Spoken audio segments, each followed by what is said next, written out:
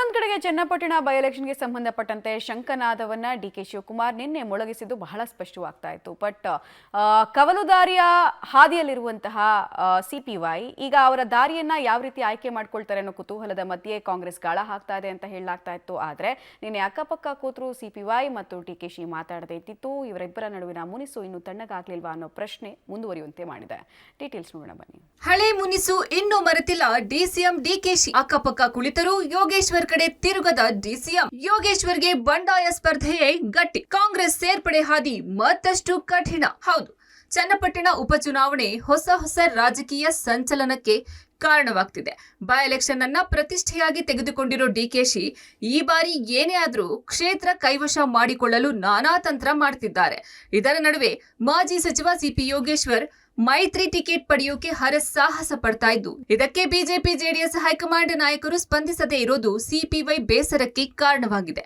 ಇದರ ನಡುವೆ ಬಂಡಾಯ ಸ್ಪರ್ಧೆಯೋ ಅಥವಾ ಕಾಂಗ್ರೆಸ್ನತ್ತ ಮುಖ ಮಾಡುವುದೋ ಎಂಬ ಗೊಂದಲದಲ್ಲಿರೋ ಸಿಪಿವೈಗೆ ಕಾಂಗ್ರೆಸ್ ಸೇರುವ ಹಾದಿ ಮತ್ತಷ್ಟು ಕಠಿಣವಾಗಿದೆ. ಇದಕ್ಕೆ ಕಾರಣ ಸಿಪಿವೈ ಮೇಲೆ ಡಿಸಿಎಂ ಡಿಕೆಶಿಗಿರುವ ಸಿಟ್ಟು ಎಂದು ಹೇಳಲಾಗ್ತಿದೆ. ತಮ್ಮನ ಸೋಲಿನ ಸಿಟ್ಟಿನಲ್ಲಿರೋ ಡಿಕೆಶಿ ಯೋಗೇಶ್ವರರನ್ನ ಪಕ್ಷದಿಂದ ದೂರ ಇಡಲು ಚಿಂತಿಸಿದ್ದಾರೆ ಎನ್ನಲಾಗಿದೆ. ಕಳೆದ ಲೋಕಸಭಾ ಚುನಾವಣೆಯಲ್ಲಿ ಡಿಕೆ ಸುರೇಶ್ ಸೋಲು ಡಿಸಿಎಂ ಡಿಕೆಶಿಗೆ ಮುಜುಗರ ತಂದಿತ್ತು. ಹಾಗಾಗಿ ತಮ್ಮನ ಸೋಲಿಗೆ ಕಾರಣವಾದವರ ಮೇಲಿನ ಸಿಟ್ಟು ಇನ್ನೂ ಕೂಡ ಡಿಕೆಶಿಗೆ ಕಡಿಮೆಯಾಗಿಲ್ಲ. ಇದಕ್ಕೆ ತಾಜಾ ಉದಾಹರಣೆ ಅಂದ್ರೆ ನಿನ್ನೆ ಚನ್ನಪಟ್ಟಣದಲ್ಲಿ ನಡೆದ ಸ್ವಾತಂತ್ರ್ಯೋತ್ಸವ ಕಾರ್ಯಕ್ರಮ. ಸತತ 1.5 ಗಂಟೆಗಿಂತಲೂ ಅಧಿಕ ಕಾಲ ಒಂದೇ ವೇದಿಕೆಯಲ್ಲಿ ಅಕ್ಕಪಕ್ಕ ಕುಳಿತಿದ್ದ ಡಿಕೆಶಿ ಹಾಗೂ ಸಿಪಿವೈ ಒಂದು ಮಾತಾಡಲಿಲ್ಲ.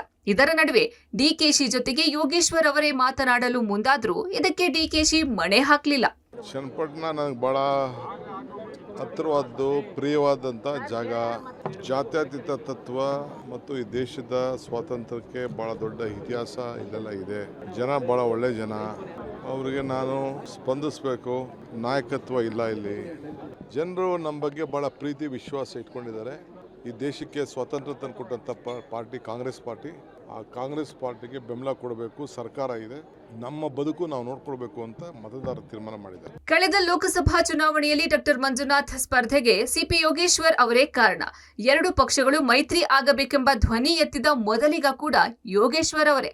ಬಳಿಕ ಡಾಕ್ಟರ್ ಮಂಜುನಾಥ್ ಅವರನ್ನ ಒಪ್ಪಿಸಿ ಅಭ್ಯರ್ಥಿಯನ್ನಾಗಿ ಮಾಡುವಲ್ಲಿ ಸಿಪಿವೈ ಪಾತ್ರ ಪ್ರಮುಖವಾಗಿತ್ತು. ಜೊತೆಗೆ ಡಾಕ್ಟರ್ ಮಂಜುನಾಥ್ ಜೊತೆ ನಿರಂತರ ಪ್ರಚಾರ ಕಾರ್ಯದಲ್ಲಿ ಭಾಗಿಯಾಗಿದ್ದ ಯೋಗೇಶ್ವರ್ ಮಂಜುನಾಥ್ ಗೆಲ್ಲಿಸುವಲ್ಲೂ ಕೂಡ ಯಶಸ್ವಿಯಾಗಿದ್ರು. ಇದರ ಸಂಪೂರ್ಣ ಚಿತ್ರಣ ಅರಿತಿರೋ ಡಿಕೆಶಿ ಇದೀಗ ಯೋಗೇಶ್ವರರನ್ನ ಕಾಂಗ್ರೆಸ್ಗೆ ಸೇರಿಸಿಕೊಳ್ಳಲು ಹಿಂದೇಟು ಹಾಕ್ತಿದ್ದಾರೆ ಎನ್ನಲಾಗಿದೆ. ಒಟ್ಟಾರೆ ಮೈತ್ರಿ ಪಕ್ಷದಲ್ಲೂ ಟಿಕೆಟ್ ಸಿಗದೆ ಕಾಂಗ್ರೆಸ್ ಕಡೆ ಮುಖ ಮಾಡುವ ಸಿಪಿವೈ ಹಾದಿ ಮತ್ತಷ್ಟು ಕಠಿಣವಾಗಿದೆ. ಪಕ್ಷೇತರ ಸ್ಪರ್ಧೆ ಒಂದೇ ಸಿಪಿವೈ ಮುಂದಿರುವ ಹಾದಿ ಎನ್ನಲಾಗ್ತಿದೆ. Vinay Basappa, public TV, Ramanagara.